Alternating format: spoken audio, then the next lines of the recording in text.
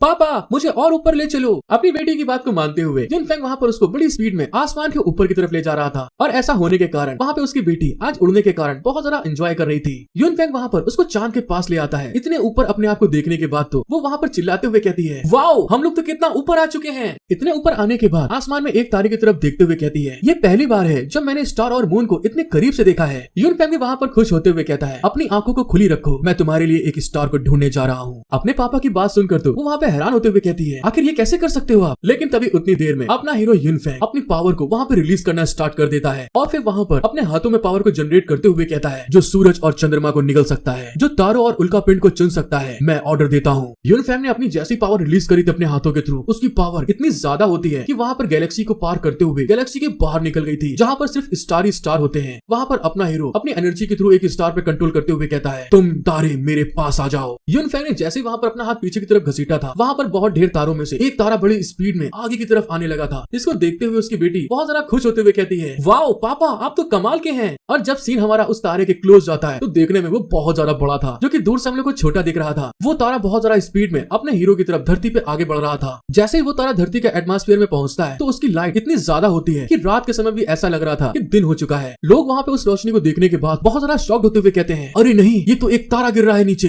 लेकिन दूसरी साइड खड़ी हू केजिन तो जानती है अपना हीरो कितना पावरफुल है, जिस इसको देखने के बाद वो बहुत ज्यादा खुश होते हुए कहती है, वो अभी तक नहीं बदला, हमेशा हंगामा करता रहता है, लेकिन कुछ भी हो वो अपनी बेटी से बहुत प्यार करता है। जब हमारा सीन अपने हीरो की तरफ आता है तो एक बहुत बड़ा स्टार युनफेंग के बहुत ज्यादा क्लोज आ चुका था। ऐसा लग रहा था कि वो लोग वहाँ पे दब जाएंगे। उसकी बेटी तो वहाँ पे घबराते हुए चिल्ला के कहती है, अरे नहीं पापा ये तो हमारे बहुत ज्यादा करीब आ चुका है। लेकिन दूसरे साइड युनफेंग एकदम रिलैक्स चिल होकर खड़ा हुए स्माइल करके कहता है, अरे रिलैक्स हो जाओ, अब तुम आगे देखो कि तुम्हारे पापा क्या करने वाले हैं। युनफेंग वहाँ पर अपनी बेटी को छोड़ के बड़ी स्पीड में उस तारे की तरफ आगे की तरफ उड़ के जाने लगा था, उसको कंट्रोल करने के लिए। और आगे बढ़ने के साथ में उस तारे को सिर्फ अपने एक हाथ से पूरा का पूरा संभाल लिया था, कंट्रोल कर लिया था। साथ ही वहाँ पर अपनी स्पिरिचुअल पावर उस तारे के अंदर इंजेक्ट करते हुए कहता है, शट डाउन। ऐसा होने के साथ में उस तारे के अंदर बहुत सारा इफेक्ट होना स्टार्ट हो गए थे, प्रेशर निकलने लगता है और अगले ही पल जैसे युनफेंग ने वहाँ पर शट डाउन किया था, अचानक से वो तारा बहुत ज्यादा स्पीड में और ज्यादा स्पीड को बढ़ाते हुए सीधे धरती की तरफ आगे बढ़ने लगता है। जैसे जैसे वो स्पीड में आगे की तरफ बढ़ रहा था वैसे वैसे करते हुए अचानक से जो उसका शेप था वो पूरा का पूरा बदलना शुरू हो गया था और थोड़ी देर बाद हमें दिखाते हैं वो तारा बहुत छोटा सा रह जाता है, जिसको देखकर उसकी बेटी हैरान होते हुए कहती है, अरे वो तारा कहाँ गया। दूसरे साइड में अपना हीरो उस तारे को एक छोटी सी मोती इतने साइज में ले आया था और वहाँ पर अपने हाथों में लेके सीधे अपनी बेटी के पास उसके सामने लाकर रख देता है। इसको देखने के बाद तो वो वहाँ पे हैरान हो गई थी। अपना हीरो वहाँ पे उस तारे को अपने हाथ में पकड़ के स्माइल करते हुए कहता है, तो ठीक है ये लो, मैंने अपना वादा निभा लिया। उसकी बेटी वहाँ पर उस तारे को देखकर बहुत ज्यादा एक्साइटेड होते हुए कहती है, क्या बात, क्या कोई तारा ऐसा दिखाई देता है, वो तो बहुत सुंदर है। युनफेंग वहाँ पर उसको इतना खुश देखकर स्माइल करते हुए कहता है, मुझे बहुत अच्छा लगा कि तुम्हें पसंद आया। लेकिन तभी वो वहाँ पर फिर से